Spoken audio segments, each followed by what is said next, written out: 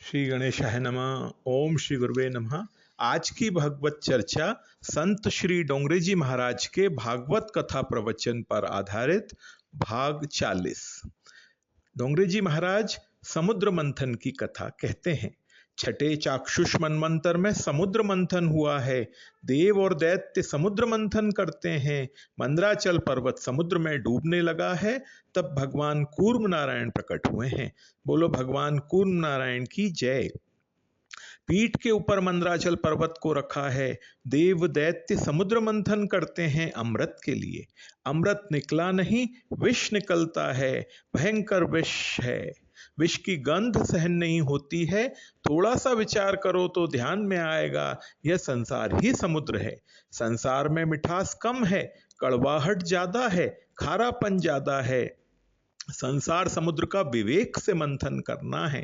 16 वर्ष पूरे होने पर मानव जब यौवन में प्रवेश करता है, तब मन में मंथन होने लगता है। पूर्व जन्म में सुख जो भोगा है उसके संस्कार जागने लगते हैं। यौवन में प्रवेश किया है कि मन चंचल होने लगता है। उस समय बहुत सावधान रहने की जरूरत है। यौवन काल में प्राय सभी की बुद्धि बिगड़ती है। यौवन काल में स्वतंत्र रहना अच्छा नहीं है। किसी संत के अधीन रहो, अपने माता पिता के अधीन रहो। बहुत पवित्रता से, बहुत सरलता से जिसका यौवन परिपूर्ण हुआ है, ऐसे महापुरुष इस संसार में बहुत ही कम है। यौवन काल में सावधान रहो, अपने मन को पर्वत के जैसा स्थिर रखो। पर्वत को कोई आधार चाहिए, नहीं तो डूब जाएगा। मंत्र और मूर्ति में मन को रखो। मंत्र जप करने में मानव को आलस आए तो मन मंत्र से हट जाए तो मन को मूर्ति में रखो। मंत्र सेवा और मूर्ति सेवा जो करता है, मंत्र और मूर्ति में जो मन को रखता है, उसको अमृत मिलता है।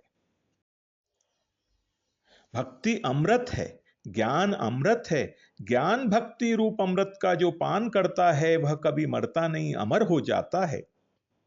बड़े बड़े राजा लोग मर गए, कोई उनको याद नहीं करता है, किंतु तुलसीदास महाराज को जगत नहीं भूलता, मीराबाई को जगत याद करता है। संत अमर होते हैं। जो भक्ति रूप अमृत का पान करता है उसको काल नहीं मार सकता। संत आज भी हैं, संत अमर हैं। भक्ति रूपी अमृत का जो पान करता है उसको काल नहीं मार सकता है। देव दैत्य मंथन करते हैं अमृत के लिए, निकलता है विष। जो भगवान के पीछे पड़ता है, भगवान आरंभ में उसकी थोड़ी परीक्षा करते हैं, उसको विष देते हैं। विष सहन करके भी जो भक्ति करता है उसको अमृत मिलता है। प्रतिकूल परिस्थिति ही विष है। एक साधारण वस्तु लेनी हो तो मनुष्य कसौटी करता है, भगवान भी थोड़ी परीक्षा करते हैं। जो भगवान के पीछे पड़ता है उसको भगवान प्रथम विष देते हैं। जो विष सहन करता है उसको अमृत मिलता है। आपकी कोई निंदा करे तो सहन करो, निंदा ही विष है। प्रतिकूल परिस्थिति ही विष है, दुख ही विष है। विष को सहन करके जो भक्ति करेगा उसको ही अमृत मिलेगा। भगवान शंकर की जो पूजा करता है उसके मस्तक में ज्ञान गंगा आती है। ज्ञान गंगा को जो मस्तक में रखता है वही विष सहन कर सकता है। सभी देव शंकर भगवान की स्तुति करते हैं। देव देव महादेव भूतात्मन भूत भावन, त्राहि न शरणपन्नाम स्त्रैलोक्य दहनाद विषात। जगत को विष जलाता है, निंदा ही विष है, निंदा सहन करो। विष सहन करके भक्ति करो। सभी देवों ने शिव जी की स्तुति की है।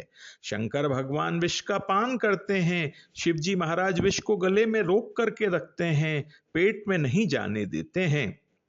शिव जी ने जगत को बोध दिया है, कभी पेट में विष रखना नहीं। विष क्या होता है? कर्कश वाणी ही विष है। आपके लिए कोई खराब शब्द बोले उसे भूल जाओ, पेट में रखना नहीं। पेट में रखने से कभी याद आएगा तो दुख होगा। आपके लिए कोई खराब शब्द बोले उसे भूल जाओ। विष को शिव जी ने पेट में नहीं जाने दिया, विष को गले में रोक कर रखा है। हृदय में नारायण हैं। नारायण का दर्शन करता हुआ मानव नामामृत से उनकी पूजा करे। हृदय में भगवान का दर्शन करता हुआ भगवान के नाम का जप करे तो अमृत मिलेगा। पेट में कभी विष रखना नहीं। शिव जी ने जगत को बोध दिया है, जो पेट में विष रखता है उसको अमृत नहीं मिलता है। विष को बाहर भी मत निकालो, आपका कोई नुकसान करे, आपको कोई दुख दे तो उसको दो कर्कश शब्द सुनाने की इच्छा होगी। गले में रोक लो, कर्कश वाणी बाहर मत निकालो।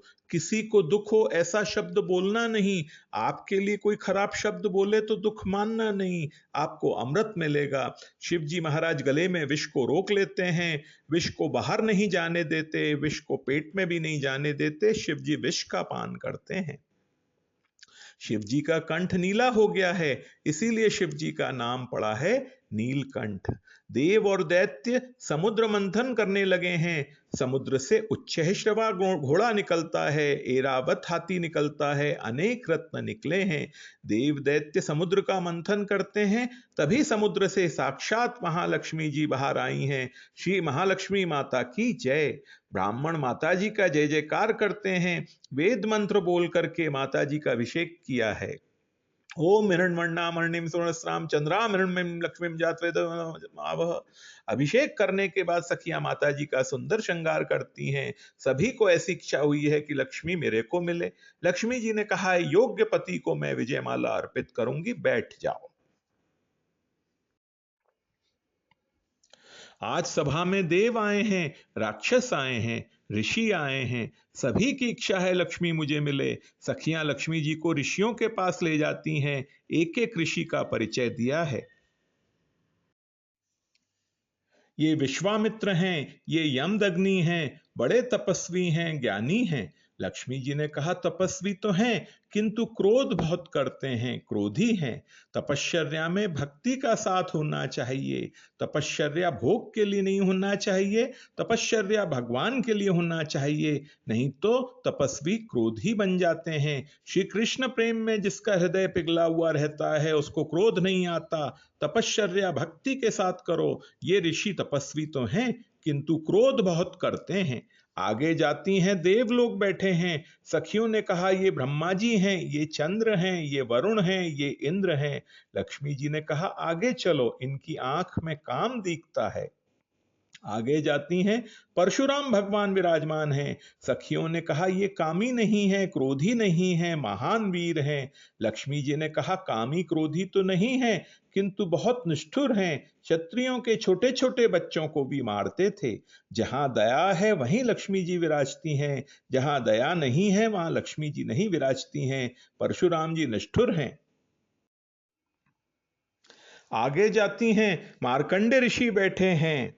सखियां परिचय देती हैं, प्रलय काल तक इनका आयुष्य है, बड़े सिद्ध हैं, महात्मा हैं, काम का विनाश किया है, क्रोध इन्हें आता ही नहीं है। मार्कंडे मुनि सभा में आंख बंद करके बैठे हैं। मार्कंडे जी ने निश्चय किया है कि लक्ष्मी से भी नारायण सुंदर हैं, लक्ष्मी से भी नारायण श्रेष्ठ हैं, लक्ष्मी की शोभा नारायण से हैं। लक्ष्मी जी आई हैं तब आंख बंद करते हैं। संत नारायण के साथ ही लक्ष्मी का दर्शन करते हैं। नारायण को छोड़ करके जो लक्ष्मी को देखता है उसको कभी नारायण का दर्शन नहीं होता है। लक्ष्मी का दर्शन नारायण के साथ करो। नारायण कभी पापी के हाथ में नहीं जाते हैं, कभी कभी लक्ष्मी पापी के घर में भी जाती हैं। इसलिए संत लक्ष्मी का दर्शन नारायण के साथ ही करते हैं। नारायण को छोड़ करके कभी अकेले लक्ष्मी जी का दर्शन नहीं करते हैं। अकेले लक्ष्मी जी आई हैं, यह जानकर मार्कंडे ऋषि ने आंखें बंद कर ली। देखते नहीं हैं माता जी, नारायण को विजय माला अर्पण करो, नारायण के साथ आओ, तब मैं दर्शन करूंगा। मार्कंडे मुनि आंख खोलते नहीं हैं। लक्ष्मी जी को आश्चर्य होता है, यह ब्राह्मण कैसा है, मेरे सामने देखने को तैयार नहीं है।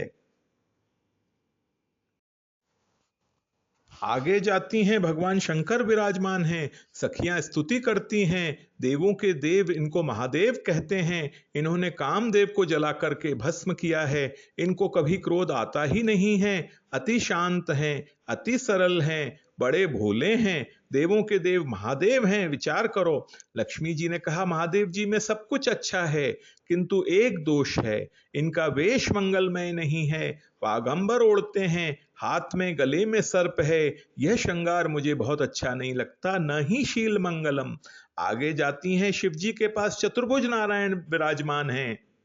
सर्व सद्गुण संपन्न है, नारायण में कोई दोष नहीं है। श्री लक्ष्मी जी को विश्वास हुआ है, लक्ष्मी जी ने भगवान को विजयमाला अर्पण की है, तब सभी देव गंधर्वों ने जय जयकार किया है। लक्ष्मी नारायण भगवान की जय। लक्ष्मी जी विजयमाला अर्पण करती हैं, तब भगवान चारों बाजू देखते हैं। आपके घर में लक्ष्मी आए तो आप भी चारों ओर दृष्टि रखो। ऐसा कौन है जो भिक्षा नहीं मांग सकता और उसके पास पेट भर खाने को नहीं है? उसके घर में जाकर दो। लक्ष्मी आपके घर में अखंड रहेगी। जहां लक्ष्मी का सदुपयोग होता है वहां लक्ष्मी स्थिर रहती है, जहां लक्ष्मी का दुरुपयोग होता है वहां लक्ष्मी जी विराजती नहीं है, चंचल हो जाती हैं, आज हैं कल नहीं है। कितने ही लोग ऐसे होते हैं कि उनके घर में लक्ष्मी आती है तब उन्हें दूसरा कुछ दिखता ही नहीं। मैं, मेरी पत्नी, मेरे बच्चे केवल अपने कुटुंब को ही देखते हैं, दूसरे को देखते ही नहीं। पैसा मेरा परमेश्वर, पत्नी मेरी गुरु, छोरा छोरी शालिग्राम, सेवा किसकी करूं? चारों ओर दृष्टि रखना चाहिए। लक्ष्मी उपयोग के लिए है, उपभोग के लिए नहीं है। जिसको जिस वस्तु की जरूरत है उसको देना चाहिए। देने से कम नहीं होता है, देने से बढ़ता है। भगवान चारों ओर दृष्टि रखते हैं। आज की भगवत चर्चा यहीं तक। ओम श्री गुरुवे नमः।